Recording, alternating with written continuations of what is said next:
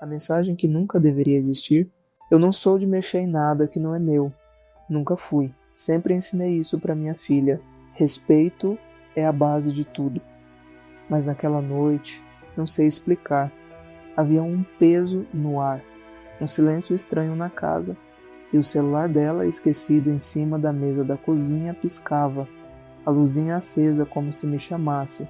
Fiquei olhando por um tempo, tentando me convencer de que não era nada, mas aí vibrou de novo e eu, sem pensar direito, peguei. A tela acendeu. Sinto sua falta. A noite passada foi maravilhosa. Meu coração parou. Antes mesmo de pensar em qualquer coisa, meus olhos foram direto ao nome do contato que tinha mandado aquilo. E ali estava, claro como o dia, Carlos, o nome do meu marido, do homem com quem eu dividi mais de 30 anos de vida. Na hora senti como se o tempo tivesse parado.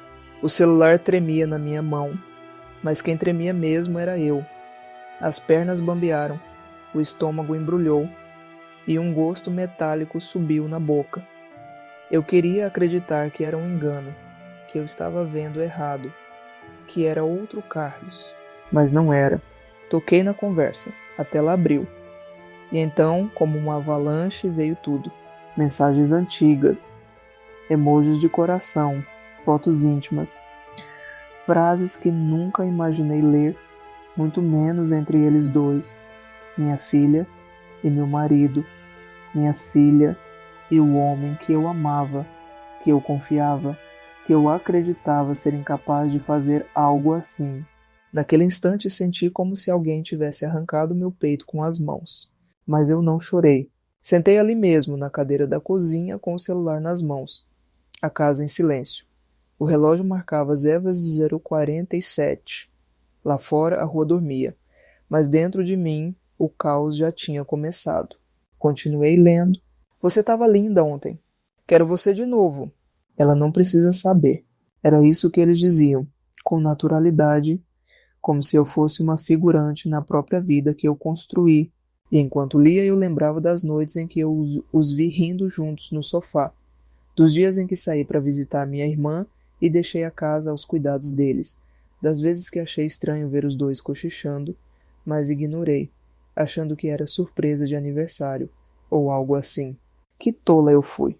E que dor é descobrir que você foi a última a saber de algo que estava bem diante dos seus olhos. Naquela madrugada fiquei horas acordada.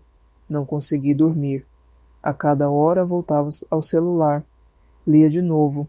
Ampliava fotos, analisava datas. Era como se minha mente recusasse aceitar. Como se relendo eu pudesse encontrar alguma prova de que tudo era mentira. Mas era real. Cruelmente real.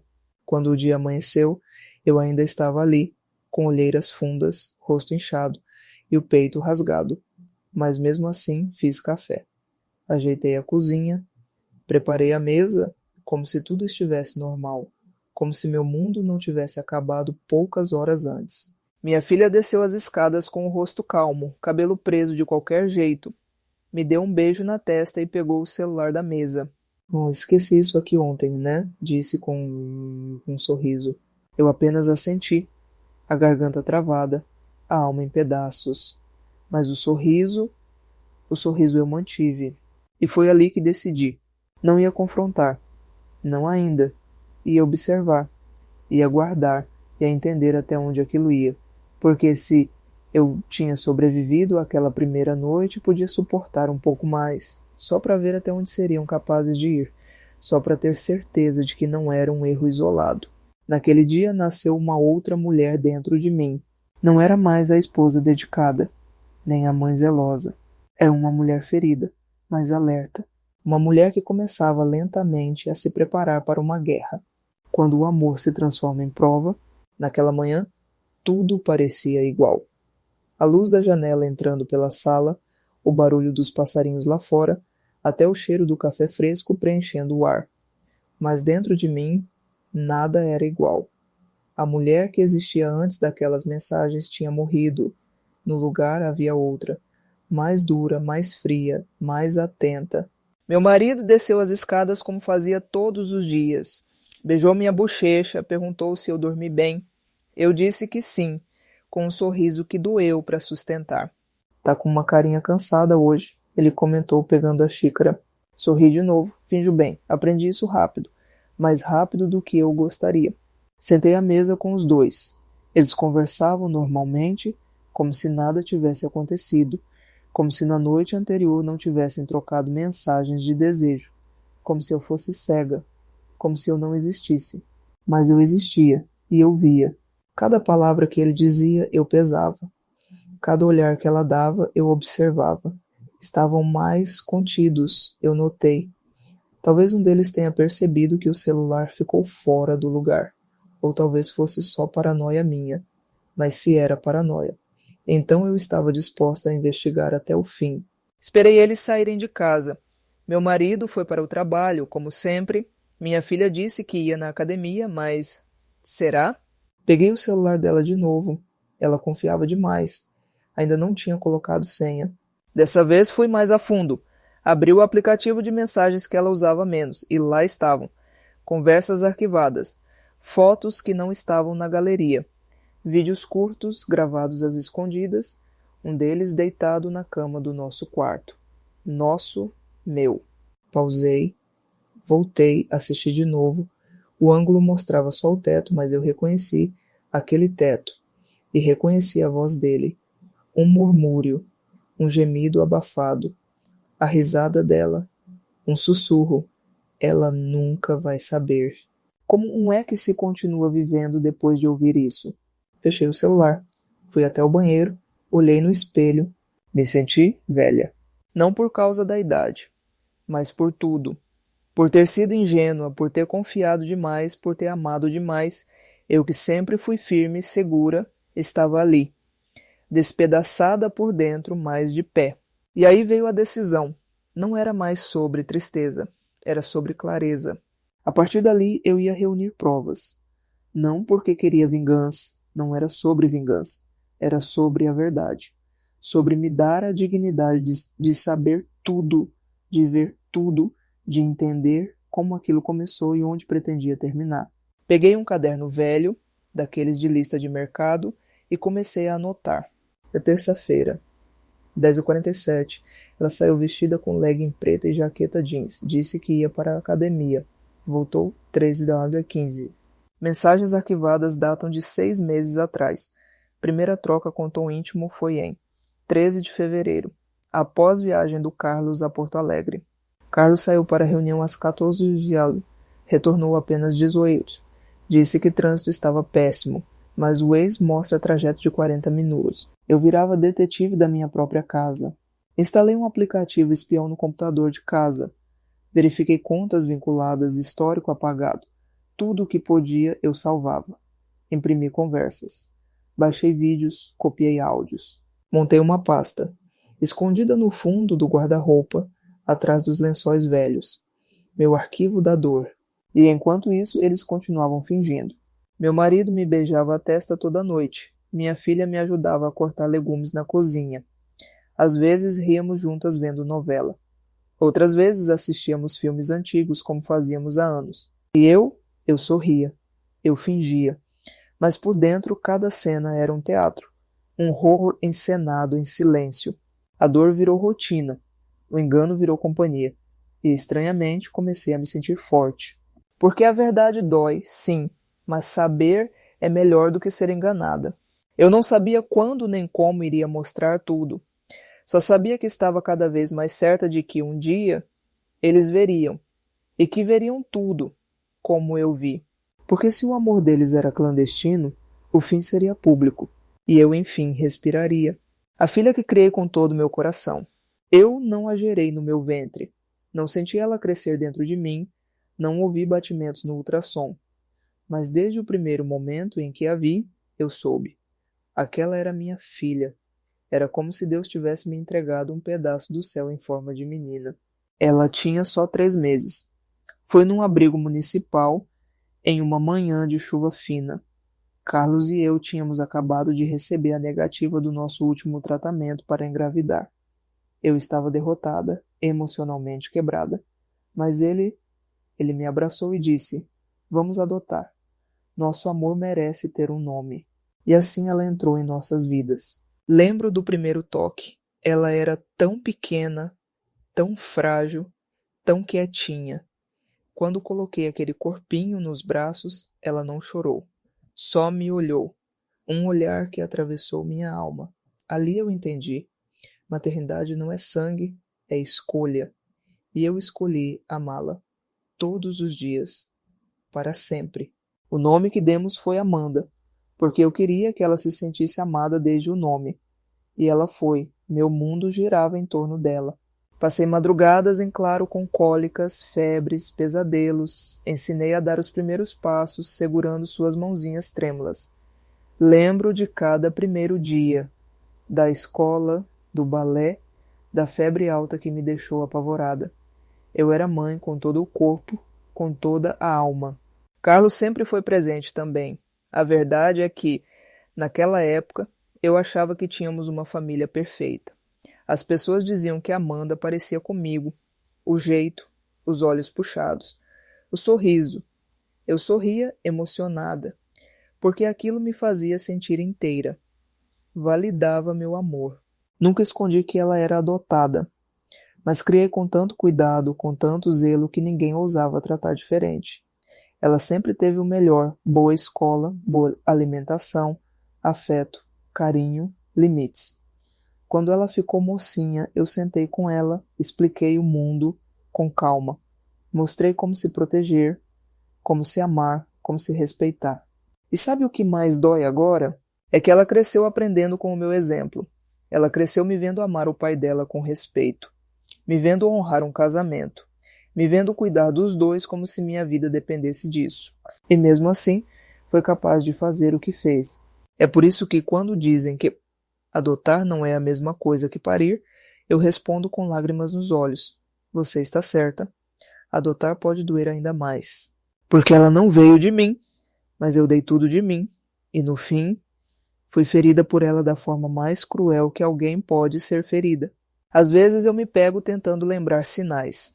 Algo que eu tenha ignorado.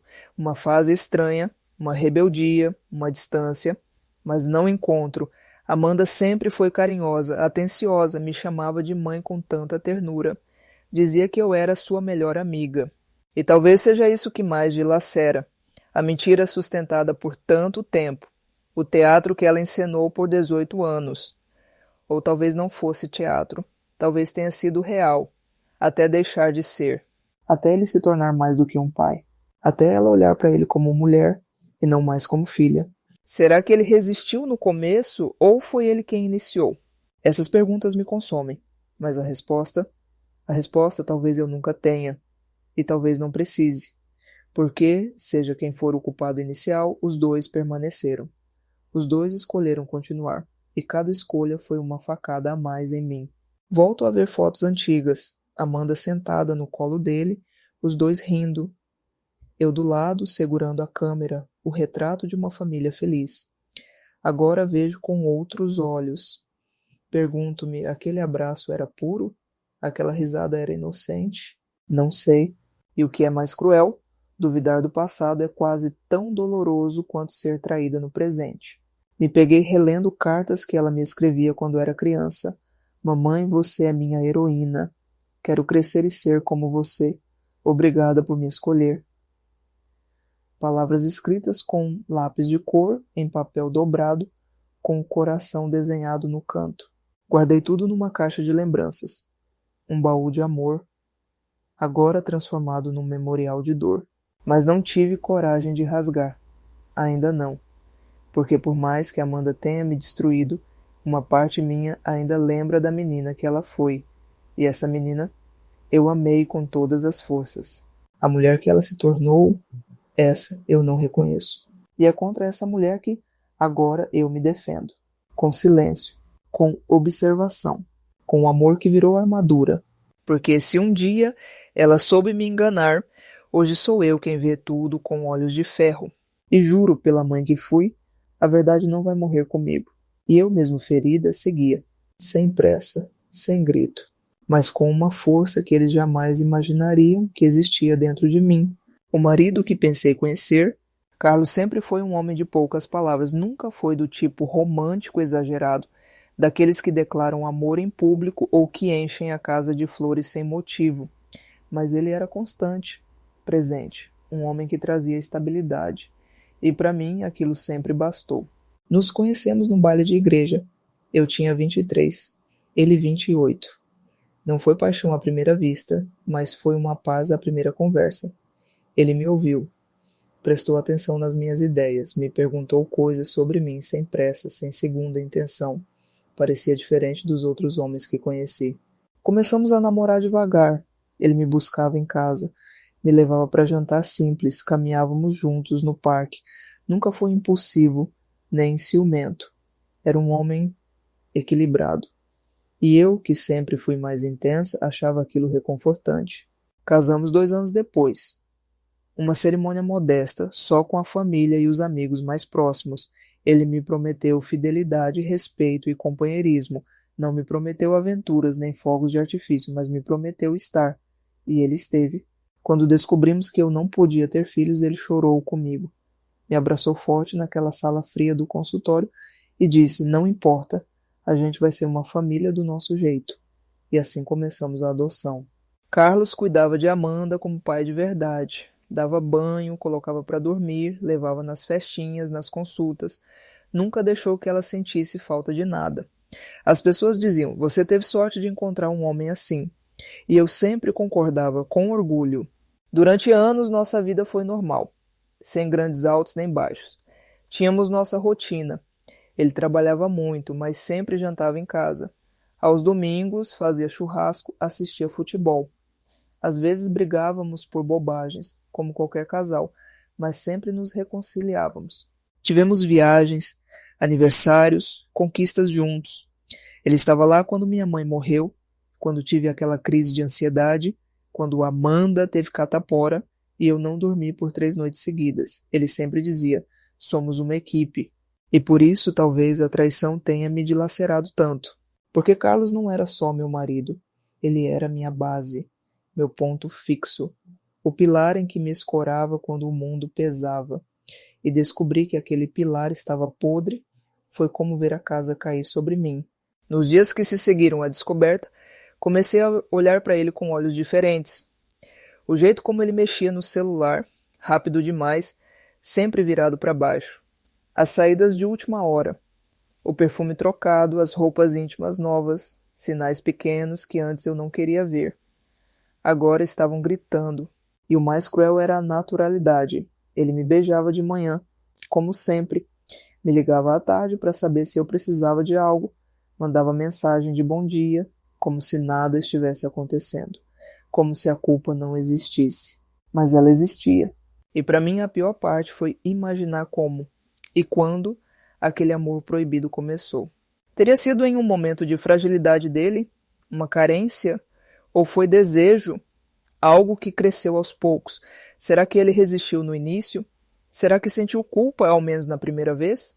Eu me perguntava, o que leva um homem que tem tudo, uma casa em paz, uma esposa dedicada, uma filha amorosa, a cruzar uma linha tão abominável? E a resposta, por mais que doesse, era simples: ego, vontade, o velho porque podia. Carlos nunca me disse que estava infeliz, nunca me cobrou nada, nunca demonstrou distanciamento. Então por quê? Eu não tinha essa resposta, mas tinha a certeza de que, naquele casamento, eu fui tudo o que podia ser. Não falhei como esposa, não falhei como mulher. Quem falhou foi ele. E mesmo assim eu seguia observando, guardando, registrando, porque o que eu queria agora não era confronto no grito. Era verdade na cara, sem escapatória. Olhar nos olhos dele e mostrar: eu sei, eu vi, eu te conheci por inteiro, e mesmo assim você me enganou. E nesse dia eu prometi a mim mesma: eu não ia chorar.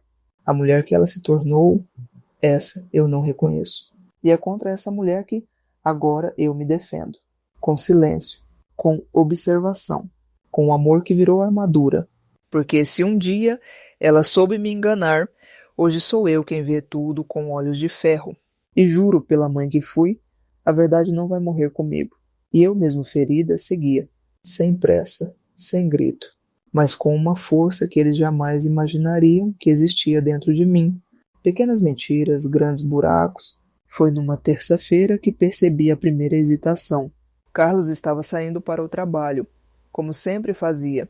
Estava de terno com aquela pasta preta que carregava há anos, mas algo no jeito que ele me olhou parecia diferente. Um leve desvio no olhar, um silêncio de meio segundo antes de responder minha pergunta. Perguntei: vai direto para o escritório hoje? Ele respondeu: sim, só tenho uma reunião fora depois do almoço. Só isso, uma resposta comum, banal. Mas naquela pausa, eu senti. Não foi o que ele disse. Foi como disse. Quem convive tanto tempo com alguém aprende a reconhecer até os silêncios. E o silêncio dele naquele dia me gritou. Fingi que não notei. Sorri como sempre. Mas anotei no caderno que agora andava comigo na bolsa. Comecei a registrar tudo. Horários, reações, desculpas, palavras estranhas. No fim da tarde, ele ligou dizendo que a reunião tinha se estendido e que ia jantar fora com um cliente. Pediu desculpas. Disse que me amava. Mas eu já sabia onde ele estava. Olhei o rastreador. Estava num bairro afastado. Não era escritório. Não era restaurante de cliente. Era um flat discreto, o mesmo onde ele já tinha estado com Amanda. Meu estômago se embrulhou, mas meu rosto permaneceu sereno. Estava treinando como atriz de novela a encenação mais longa da minha vida. Naquela noite, Amanda chegou antes dele. Cabelos soltos, batom discreto, perfume novo. Passou por mim como se nada tivesse acontecido, me deu um beijo na testa e disse que ia para o quarto descansar. Foi um dia puxado hoje, mãe. Foi, pensei. Eu imagino que foi mesmo. Sentei no sofá e fiquei lá em silêncio com a TV ligada, sem volume. A casa era a mesma, as pessoas também. Mas nada ali tinha sobrado. Tudo era encenação, uma casa cenográfica. Carlos chegou pouco depois. Trocou de roupa, me deu um beijo na cabeça. Desculpa, o jantar demorou. Tudo bem, amor? Trabalhou muito? Demais, disse enquanto servia um copo de água. Eu olhava para ele e me perguntava quantas verdades cabem dentro de uma mentira bem contada. E mais, por quanto tempo um homem é capaz de mentir olhando nos olhos da mulher que dividiu a vida inteira com ele? Os dias seguintes foram uma sequência de pequenas falhas. Ele esquecia o que tinha dito antes. Confundia horários. Chegava em casa com cheiro de perfume que não era meu. Um dia tirou do bolso um recibo de estacionamento de um lugar onde supostamente não tinha ido. Outro dia disse que tinha reunião em um bairro, mas levei Amanda ao dentista exatamente ali e não o vi. Tudo era tão sutil, tão calculado, e mesmo assim cheio de buracos. Comecei a jogar perguntas inocentes, testes simples, coisas do tipo. Você ligou para Amanda hoje à tarde? Ela comentou algo. Ele hesitava, olhava para baixo, inventava. Ou, você viu o que ela postou nas redes? Achei estranho. Ele disfarçava, desconversava. E eu anotava. Cada hesitação, cada resposta improvisada. Numa noite de sábado, estávamos vendo um filme em família. Amanda de um lado, Carlos do outro. Fiz pipoca. Eles riram de uma cena, trocaram olhares. Um olhar rápido, quase imperceptível. Mas eu vi. Naquela troca de olhares, havia história. Havia intimidade. Havia uma cumplicidade que não era de pai e filha. Desliguei a TV antes do fim do filme. Disse que estava com dor de cabeça. Fui para o quarto e chorei, silenciosamente. Não por surpresa, mas por constatar que já não havia volta. Aquilo não era imaginação. Não era fase, era real. Era contínuo. Era de fato uma relação. E pior, uma relação construída dentro da minha casa. A partir dali, as pequenas mentiras se tornaram grandes buracos. Eles tentavam costurar com gestos gentis, com abraços vazios, com palavras doces. Mas já era tarde. Eu sabia de tudo. E se havia uma coisa que aprendi em todos aqueles anos de vida, era que às vezes o silêncio da mulher traída é a tempestade mais perigosa. O dia em que eu instalei a câmera era uma segunda-feira morna, daquelas que ninguém espera nada, mas para mim foi o dia em que decidi ver com meus próprios olhos aquilo que já me dilacerava por dentro. Não queria mais viver de suposições, de rastreamentos, de mensagens capturadas pela metade. Eu queria imagem, prova viva, algo que me tirasse de vez qualquer resquício de dúvida, por menor que fosse. Fui até uma loja no centro da cidade. Comprei uma microcâmera, daquelas escondidas em um relógio de parede. O atendente nem perguntou o motivo, talvez já soubesse, ou talvez tenha preferido não saber. Paguei em dinheiro, sem nome, sem nota fiscal. Só queria terminar aquilo o quanto antes. Voltei para casa e esperei um momento sozinha. Era quarta-feira quando consegui instalar o relógio na estante da sala, de frente para o sofá, com o ângulo perfeito da porta, do corredor e de onde eles costumavam se sentar. Liguei à noite, configurei para gravar direto no cartão. Testei, funcionou. E então eu esperei. Nos primeiros 2 dias, nada. Rotina comum. Almoços, jantares, risadas falsas. Eu fingia que não olhava, mas cada movimento deles me dava um nó na garganta. Ainda assim, mantive firme o disfarce. Na sexta-feira, Carlos disse que trabalharia de casa no período da manhã. Amanda estava de folga. Eu inventei que iria visitar uma amiga no interior e passei a chave do carro para ele, como sempre. Volto só no fim da tarde, falei. Beijei o rosto de cada um, como quem confia, como quem parte sem medo. Mas fui só até o fim da rua. Estacionei o carro atrás de um muro de árvores onde ninguém me veria. Esperei. O tempo parecia não passar. As mãos suavam. O coração batia como tambor. Depois de 2 horas voltei para casa como se nada tivesse acontecido. Cumprimentei os dois, sorri e cozinhei. Tudo igual, tudo ensaiado. À noite, enquanto eles dormiam, fui até a estante. Tirei o cartão da câmera. Coloquei no notebook. Respirei fundo. E dei play. As primeiras imagens eram banais. Eles sentados, ela no celular, ele lendo. Mas depois, os olhares mudaram. A postura mudou. Ela se aproximou, tocou o braço dele. Ele sorriu, pegou na mão dela e então um beijo. Lento, profundo, sem pressa. Eu pausei. Fechei os olhos, respirei fundo. Por um momento achei que ia vomitar, mas não chorei. Não dessa vez. Voltei a assistir. Os dois deitados no sofá. Rindo, sussurrando. Ele passando a mão no cabelo dela, ela encostando no peito dele. Era como ver um casal jovem, apaixonado. Mas ali estavam minha filha e meu marido, no sofá da minha sala, no centro do meu lar. Não pareciam sentir culpa. Não olharam ao redor, não hesitaram, como se aquela casa fosse deles, como se eu não existisse. Salvei o vídeo. Fiz backup em 2 lugares. Coloquei senha. Imprimi imagens. Criei uma nova pasta no meu computador chamada Verdade.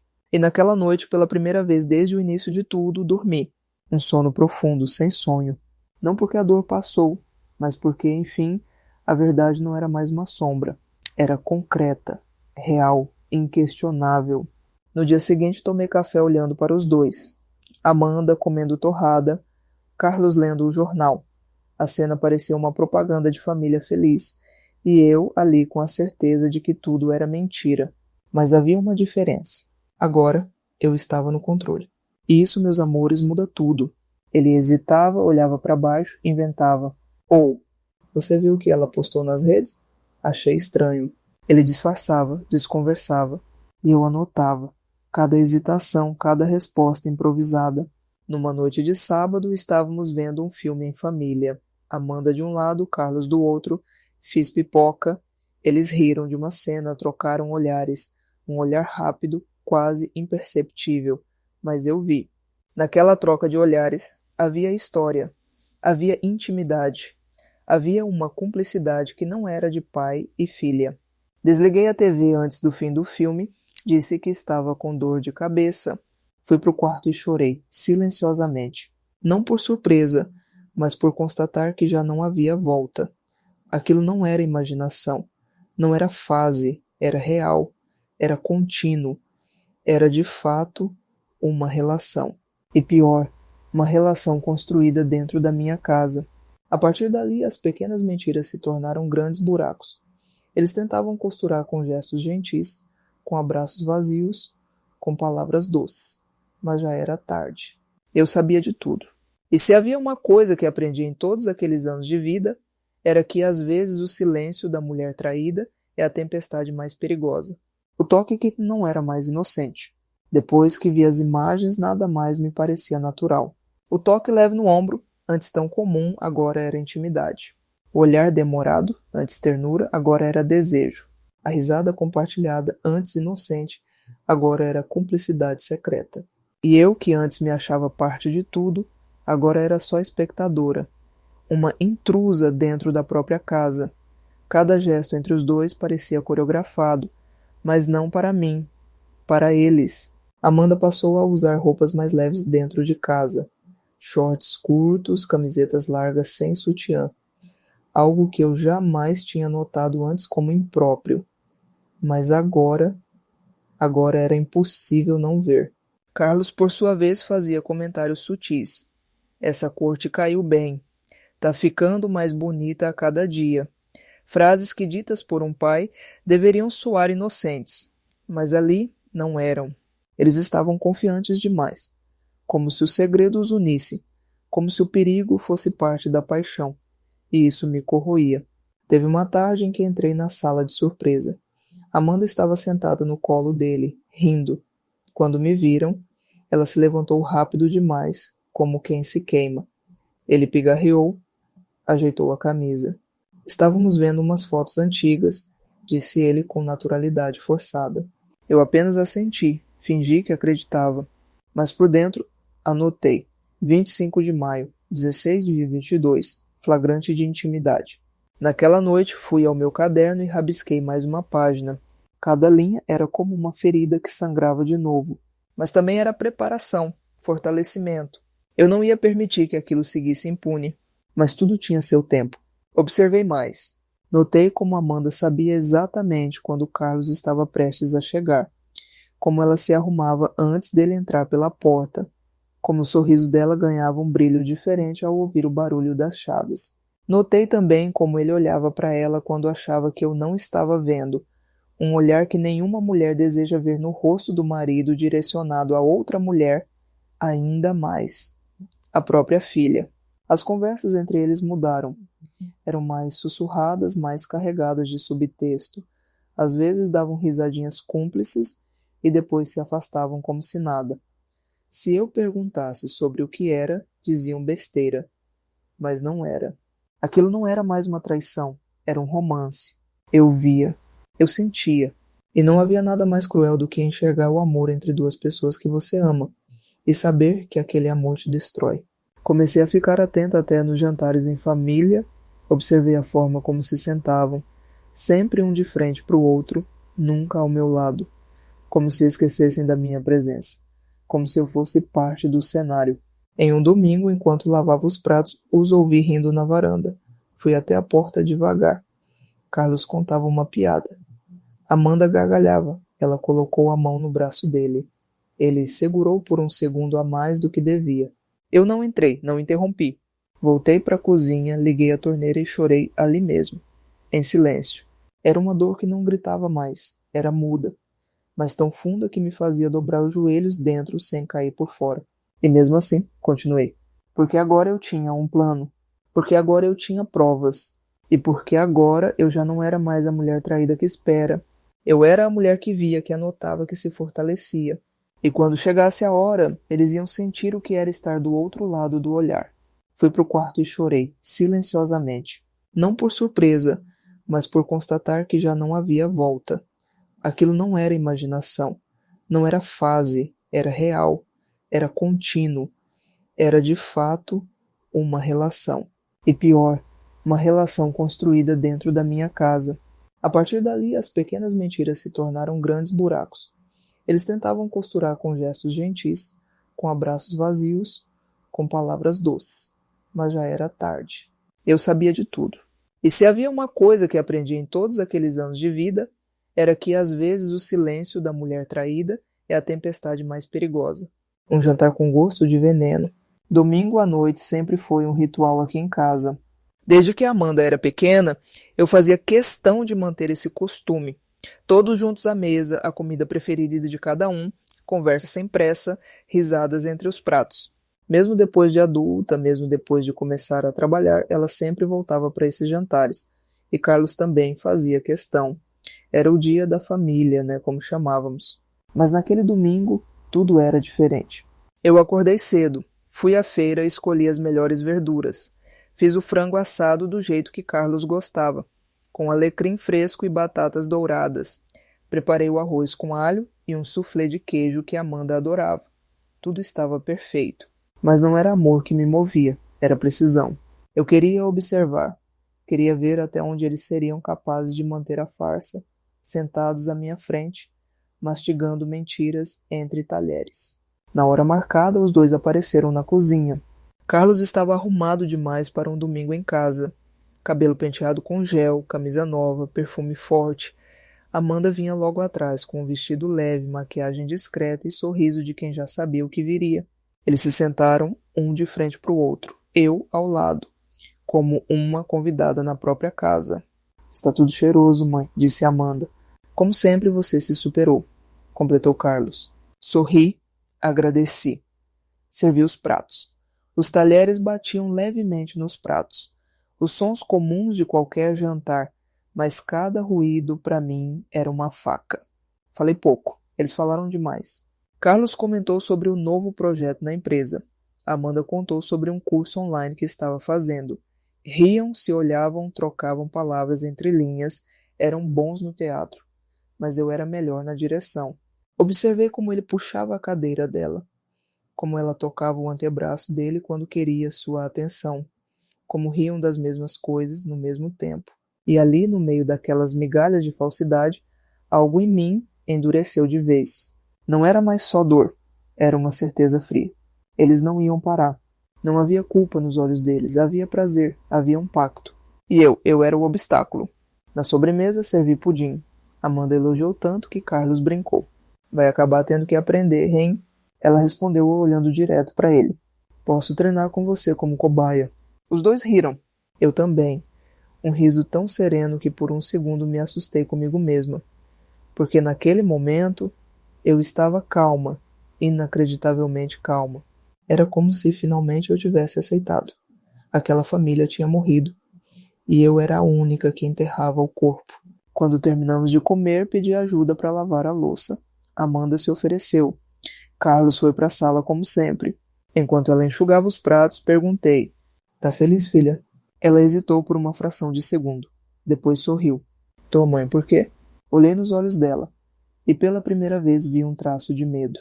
Porque às vezes, quando a gente está feliz por motivos errados, a conta vem mais cara do que imagina. Ela não respondeu. Terminou de secar o prato em silêncio. Eu também não disse mais nada. À noite, escrevi tudo no meu caderno. A última página daquela fase da minha vida. Porque agora já não era mais sobre descobrir. Era sobre agir.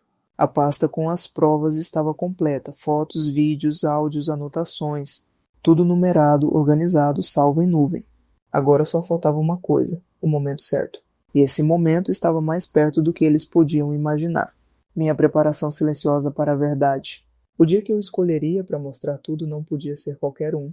Tinha que ser simbólico, irônico, marcante. Foi então que percebi. Meu aniversário se aproximava. 67 anos.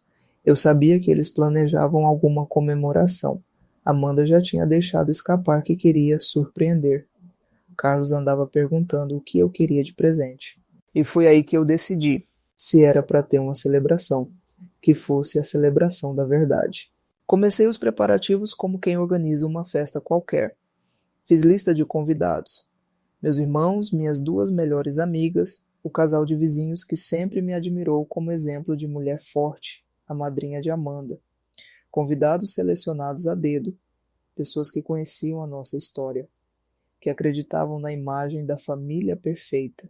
Liguei para um buffet simples, encomendei salgadinhos, bolo de coco, brigadeiros, aluguei algumas mesas e cadeiras.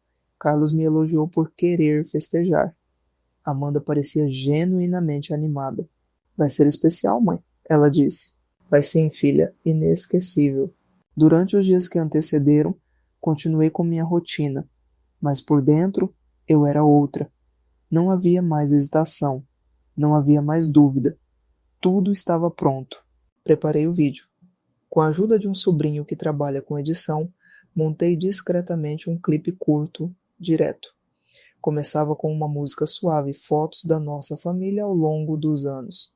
Depois, sem corte, apareciam as imagens gravadas pela câmera escondida. Os beijos, os toques, os olhares, nenhuma palavra. Só fatos, cruelmente reais. Meu sobrinho achou estranho, claro, mas eu disse que era uma performance artística sobre traição familiar. Ele não perguntou mais nada, e eu agradeci por isso. Gravei o vídeo em um pendrive discreto preto, escondido entre as páginas de um livro de receitas. Fiz backup em 2 lugares, no meu e-mail e num cartão SD dentro de uma velha caixa de bijuterias. O plano era simples, no momento dos parabéns, conectaria o pendrive à televisão. Nada de discurso, nada de aviso, apenas play. Enquanto isso, continuei agindo como a esposa e mãe de sempre. Na véspera da festa, Carlos me levou flores. Amanda me trouxe um presente embrulhado com carinho, um cachecol lilás, a cor que eu mais gostava. Agradeci com um sorriso, beijei os dois, mas por dentro, cada gesto era uma ferida aberta coberta por maquiagem. Na manhã do meu aniversário, acordei cedo. Tomei banho com calma. Escolhi um vestido que não usava há anos. Passei um batom discreto, brinco de pérola, sapato de salto médio. Queria estar bonita. Queria que eles vissem pela última vez a mulher que haviam destruído e perceberem tarde demais o que perderam. Às 16 os convidados começaram a chegar. Abraços, cumprimentos e elogios à decoração simples da varanda. Carlos circulava orgulhoso, contando piadas. Amanda ria alto, tirava fotos. Os dois interpretavam tão bem que por um momento me perguntei se sequer tinham medo. Mas o medo viria. Fiz questão de registrar tudo. Cada rosto, cada riso falso, cada palavra dita com a boca cheia de mentira.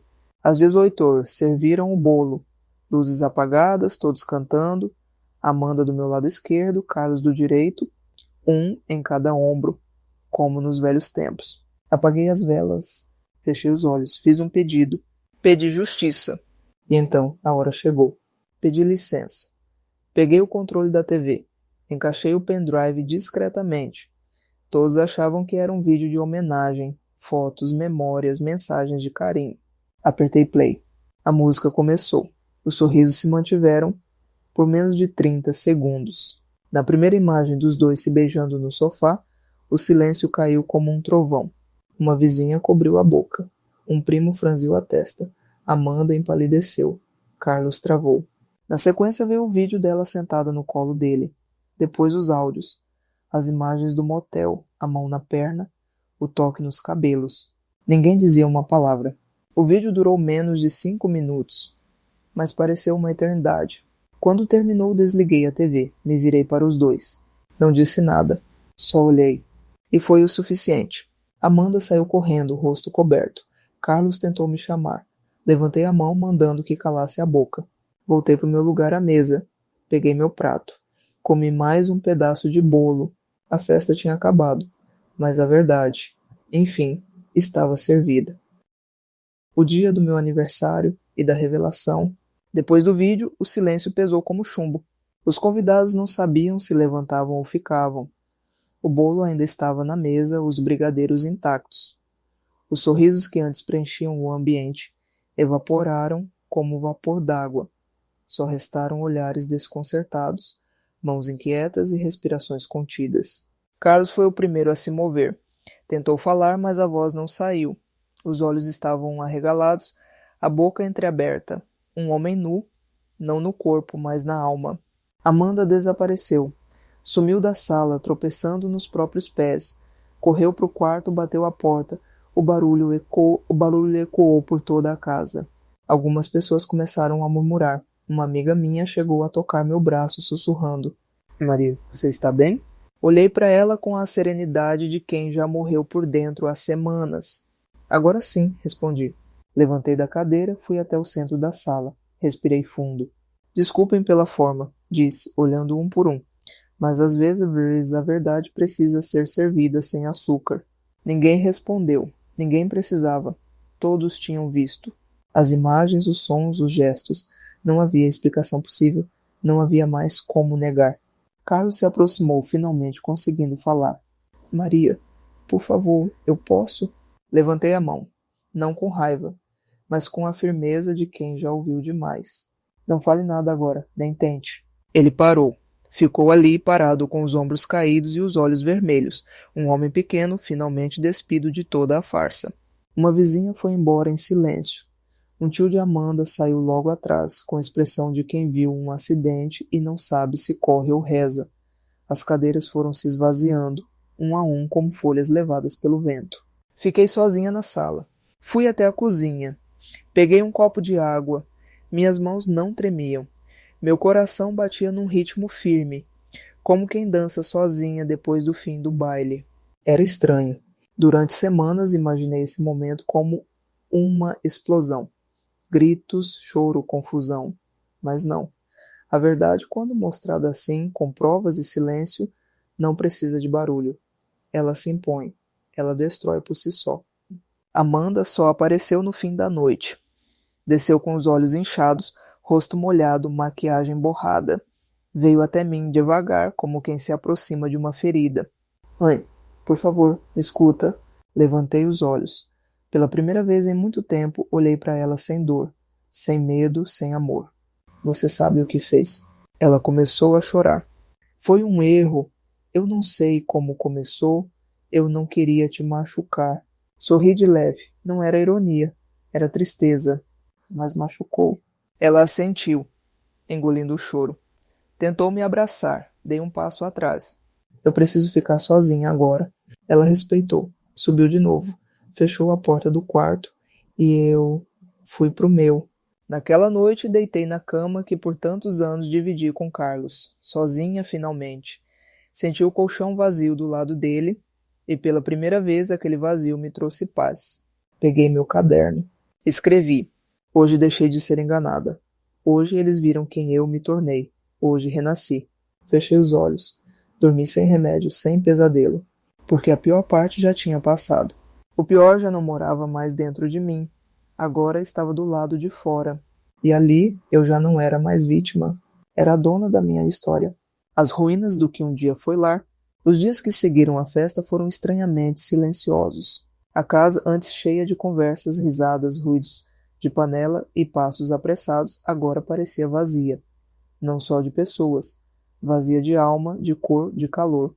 O som do vento pela janela era o único que realmente fazia companhia. Carlos ainda dormia lá, no quarto de visitas. Amanda trancada no quarto dela, e eu circulava pela casa como quem caminha por escombros. Cada cômodo parecia ecoar lembranças que agora soavam como zombaria. O sofá onde vimos filmes por tantos anos, a mesa onde partilhamos jantares e aniversários, a parede repleta de fotografias, todas elas agora mentirosas. Evitei conversar com qualquer um dos dois nos primeiros 3 dias. Não por raiva, essa parte já tinha sido digerida, mas porque eu precisava de espaço, de ar, de silêncio para entender o que faria a seguir. Carlos tentou se aproximar. Deixava bilhetes na cozinha. Podemos conversar quando você quiser. Ainda te amo. Me perdoa. Mas o problema é que amor sozinho não reconstrói nada. E perdão não é esquecimento. Amanda saiu do quarto uma vez para me ajudar com a louça. Não falou nada, só lavou. Eu enxuguei. Uma dança muda, sem ritmo. Nossas mãos se esbarraram por acidente e ela sussurrou. Me sinto muito.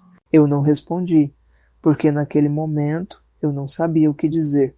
Naquela semana comecei a olhar a casa de outro jeito. Com frieza, como quem avalia um objeto à venda. Cada móvel, cada quadro, cada cortina trazia uma memória e eu queria me livrar de todas. A ideia de ir embora começou a germinar. Não como fuga, mas como libertação. Aquela casa já não era lar. Era cenário de crime emocional. E eu merecia recomeçar. Pesquisei apartamentos pequenos. Vi 3, escolhi o segundo. Um lugar modesto, bem iluminado, com varanda e silêncio. Não levei muitos móveis. Só livros, algumas roupas, fotos da infância, da Amanda criança, antes de tudo, minha louça preferida e o caderno onde escrevi todos os dias da dor. Carlos soube da mudança por um envelope deixado em cima da mesa. Vou sair em 2 dias. Não me procure. Ele tentou ligar. Não atendi. Amanda me escreveu uma carta. Guardei sem abrir. Ainda não era hora.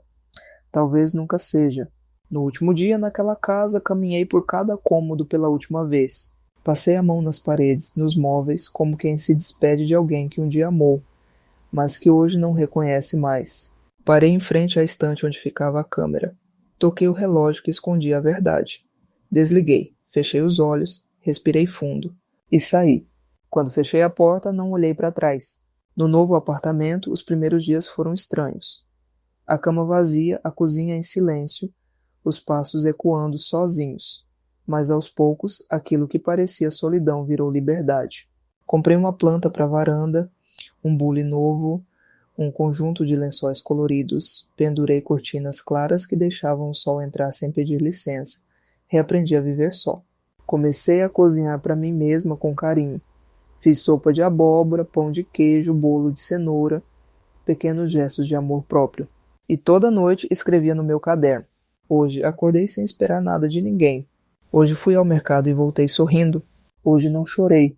As vizinhas novas me chamaram para tomar café. Uma delas me ensinou a cuidar de orquídeas. Outra me emprestou um livro de poesias.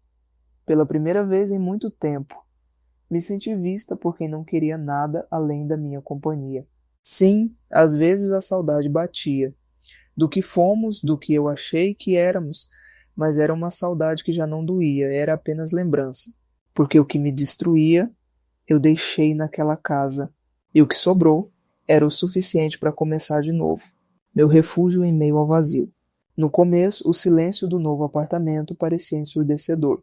Acordar e não ouvir os passos de Amanda no corredor, nem o barulho de Carlos esquentando o café, era como entrar em um teatro vazio após o fim da peça. As cortinas ainda balançavam, mas os atores tinham ido embora, e restava apenas o eco das falas antigas. Eu me sentava à mesa sozinha, com minha xícara de chá, olhando pela janela. No início parecia um castigo. Depois virou ritual. O silêncio passou a ser um companheiro, não um carrasco. Comecei a me reencontrar nas pequenas coisas. Voltei a ler. Livros que ficaram anos empoeirados na estante agora estavam vivos nas minhas mãos. Relia poemas que me marcaram na juventude. Redescobri Cecília Meirelles, Clarice Drummond. Frases que antes passavam despercebidas agora tinham peso, corpo, cheiro. Uma me tocou especialmente, a de liberdade é pouco. O que eu desejo ainda não tem nome. E era isso. Não era só liberdade que eu queria. Era paz, era reencontro, era olhar no espelho e ver mais que uma mulher traída, ver alguém inteira. Também voltei a caminhar.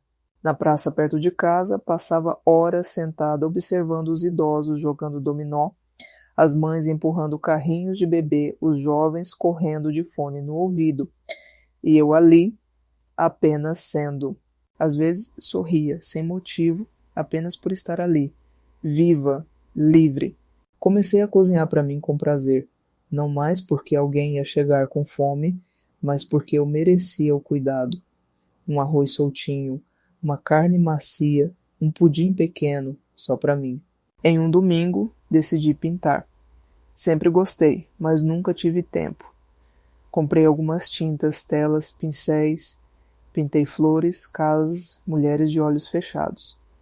Cada quadro era uma parte de mim que eu resgatava. Até as dores começaram a se transformar. Não desapareceram, mas mudaram de forma. Viraram camadas. História, coragem. Recebi visitas? Poucas. As amigas verdadeiras. As que ligaram mesmo depois do escândalo. As que perguntaram como eu estava de verdade, sem fofoca, sem julgamento. Com elas comecei a contar algo da história. Sem lágrimas, sem raiva, só verdade. E muitas delas também falaram. Descobri que mais de uma já tinha sido traída. Algumas perdoaram. Outras se calaram. Uma tentou tirar a própria vida. E aí entendi. Minha história não era só minha. Era de tantas mulheres que amaram demais, que confiaram demais, que deram tudo e receberam feridas. Por isso comecei a escrever além do caderno. Criei um perfil anônimo numa rede social. Chamava-se A Mulher que Voltou. Escrevi ali o que sentia. Contava trechos da minha história. E para minha surpresa, muitas outras responderam. Obrigada por colocar em palavras o que nunca consegui dizer. Me vi inteira nesse texto. Hoje eu chorei, mas foi de alívio, e aquilo me curou mais do que qualquer remédio. Porque quando a gente transforma a dor em ponte, outras pessoas atravessam com a gente. Amanda me escreveu algumas vezes. Primeiro mensagens curtas, depois uma carta longa, com arrependimento, pedidos de perdão, lembranças da infância. Eu li tudo com calma. Chorei, mas ainda não respondi. Não porque guardo ódio, mas porque aprendi que o perdão também precisa de tempo. Carlos, por outro lado, desapareceu. Me disseram que pediu demissão da empresa, que viajou, que anda sozinho. Não me importa mais. O que me importa agora é essa mulher que reaprendi a ser. Uma mulher sem pressa, sem correntes, sem medo, contando para outras mulheres como eu. Demorei a perceber que a minha dor podia ter valor. Durante muito tempo achei que tudo o que eu tinha vivido era vergonha. Achava que ao contar minha história, as pessoas me veriam como fraca, ingênua ou pior, culpada. Como se eu tivesse permitido que aquilo acontecesse. Como se ser traída fosse sinal de fracasso pessoal. Mas aos poucos entendi. O fracasso não foi meu. O fracasso foi deles, de quem mentiu, de quem abusou da confiança, de quem escolheu o caminho da covardia em vez da honestidade. E essa virada me libertou. Comecei a falar mais abertamente. Primeiro com amigas próximas, depois em grupos online, rodas de conversa com outras mulheres maduras, separadas, recomeçando. Em cada encontro, uma revelação. Eu não estava sozinha. Nunca estive. Quantas mulheres já passaram por isso e nunca contaram a ninguém? Quantas foram traídas por maridos, abandonadas por filhos e seguiram caladas engolindo a dor com o café da manhã?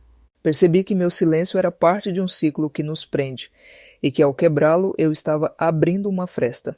Pequena talvez, mas por onde a luz podia entrar. A página A Mulher que Voltou cresceu. Recebi mensagens do Brasil inteiro. Uma mulher do interior de Minas me disse que, depois de ler meu relato, finalmente teve coragem de sair de um relacionamento abusivo. Outra, de Salvador, me contou que mostrou meus textos para a filha adolescente e conversaram, pela primeira vez, sobre respeito e limites. Então entendi. Minha história, com toda a sua feiura, com toda a sua ferida, podia ser semente. Comecei a escrever mais fundo, com mais verdade. Falei sobre o dia que descobri, sobre o vídeo, sobre o momento em que decidi não gritar, mas mostrar, sobre a força do silêncio quando ele é estratégia e não submissão. Recebi convite para participar de uma roda de leitura num centro comunitário. Mulheres de todas as idades. Levei meus textos impressos, sentei em círculo com elas, li em voz baixa. Algumas choraram, outras ficaram em silêncio. Uma me abraçou no fim e disse: "Você contou a minha história que eu não consegui contar." Foi aí que caiu a ficha. Quando a gente conta a nossa dor com verdade, a gente empresta voz para quem ainda não consegue falar. Não somos heroínas, não somos mártires, somos sobreviventes. E mais que isso, somos reconstrutoras. Porque cada mulher que levanta depois da queda, que reaprende a andar com os próprios pés, que troca a culpa pela coragem, está reconstruindo o que nos foi tirado por séculos, o direito de existir inteiras. Comecei a sonhar de novo. Não com casamento, não com romance, isso pode ou não vir. Mas sonhei com uma vida onde eu pudesse ajudar outras mulheres a se enxergarem antes de serem enxergadas pelos outros. Pensei em escrever um livro, em transformar meu caderno em capítulos, dar nome às fases da dor, mostrar que existe vida depois do colapso, que é possível recomeçar aos 60, aos 70 ou quando for preciso. Quando Amanda soube da página, mandou uma mensagem curta. Li o que você escreve. Espero que um dia eu possa ser perdoada. Ainda não respondi, mas no fundo eu sei. Contar minha história também é, aos poucos, perdoá-la. Não pelo que ela fez, mas por quem ela não conseguiu ser. E por mim, porque toda vez que compartilho, a mágoa diminui um pouco, a memória dói menos. E a mulher que eu fui se reconcilia com a que sou hoje. Eu perdoo, mas não esqueço. Dizem que perdoar é esquecer. Mentira. Esquecer é impossível. Há coisas que ficam cravadas na pele como tatuagens sem tinta, o toque frio da traição, o silêncio cortante das noites sem resposta, a imagem de dois rostos tão amados e tão cruéis no mesmo quadro de dor. Mas com o tempo aprendi. Perdoar não é apagar. Perdoar é soltar. É decidir que aquela dor não vai mais me prender. Não foi fácil. Nos primeiros meses, toda vez que pensava em Carlos, sentia um nó na garganta. Às vezes me pegava lembrando de nossas viagens, dos aniversários, das danças improvisadas na cozinha. Pensava, foi tudo mentira? Mas não foi. Aquilo existiu. Houve amor, houve parceria. Só que depois houve escolha. E ele escolheu me trair. Amanda. Com ela, a dor foi mais funda, porque mãe nenhuma cria uma filha esperando ser apunhalada por ela. E o que ela fez não foi só um erro. Foi um rompimento daquilo que é sagrado, a confiança entre mãe e filha. Mesmo assim, um dia sentei e reli a carta dela. Ela pedia perdão. Dizia que não sabia como explicar, que se confundiu, que se sentia vazia, carente, fraca, que nunca quis me machucar, mas machucou, que me amava, que me admira ainda, que espera um dia poder se olhar no espelho e não sentir vergonha. Eu chorei, não por ela, por mim, porque naquele momento entendi que o perdão que eu precisava dar não era para ela, era para mim. Perdoar era me libertar do peso que me impedia de respirar plenamente. Então escrevi uma resposta curta. Eu li sua carta, e um dia talvez a gente possa conversar. Não é hoje, mas talvez, por agora, cuide-se e seja melhor. Enviei, e chorei, mas dessa vez chorei leve, chorei limpa. Carlos, por outro lado, nunca mais me procurou. Disseram que saiu do país, que está morando no sul. Não importa, não carrego mais o nome dele comigo, nem no papel, nem no peito. Agora sou só Maria. Maria, a mulher que voltou. Maria, a mulher que caiu e levantou. Maria, que amou, que foi traída, que renasceu. Maria, que aprendeu que o amor próprio é o único que não trai. Hoje acordo com o canto dos pássaros. Faço meu café devagar. Pinto, escrevo, sorrio. Às vezes danço sozinha na sala. Não preciso mais de plateia. Não preciso de aplauso. Nem de aprovação. Preciso apenas de mim.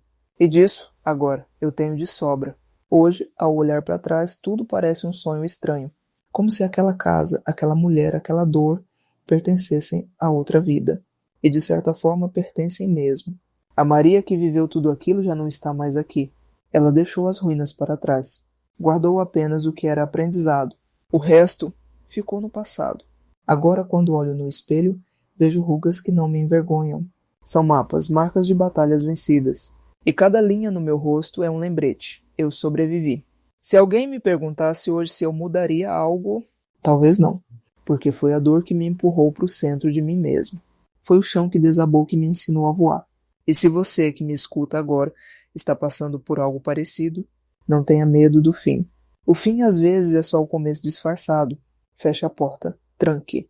Mas não se tranque junto. Abra a janela, respire. Você vai ver, lá fora, o mundo ainda canta. E dentro de você, ainda vive uma mulher inteira. Boa noite. E obrigada por me ouvir. E muitas delas também falaram. Descobri que mais de uma já tinha sido traída. Algumas perdoaram. Outras se calaram. Uma tentou tirar a própria vida. E aí entendi. Minha história não era só minha. Era de tantas mulheres que amaram demais, que confiaram demais, que deram tudo e receberam feridas. Por isso comecei a escrever além do caderno. Criei um perfil anônimo numa rede social. Chamava-se A Mulher que Voltou. Escrevi ali o que sentia. Contava trechos da minha história. E para minha surpresa, muitas outras responderam. Obrigada por colocar em palavras o que nunca consegui dizer. Me vi inteira nesse texto. Hoje eu chorei, mas foi de alívio. E aquilo me curou mais do que qualquer remédio. Porque quando a gente transforma a dor em ponte, outras pessoas atravessam com a gente. Amanda me escreveu algumas vezes. Primeiro mensagens curtas. Depois uma carta longa, com arrependimento, pedidos de perdão, lembranças da infância. Eu li tudo com calma. Chorei, mas ainda não respondi. Não porque guardo ódio, mas porque aprendi que o perdão também precisa de tempo. Carlos, por outro lado, desapareceu.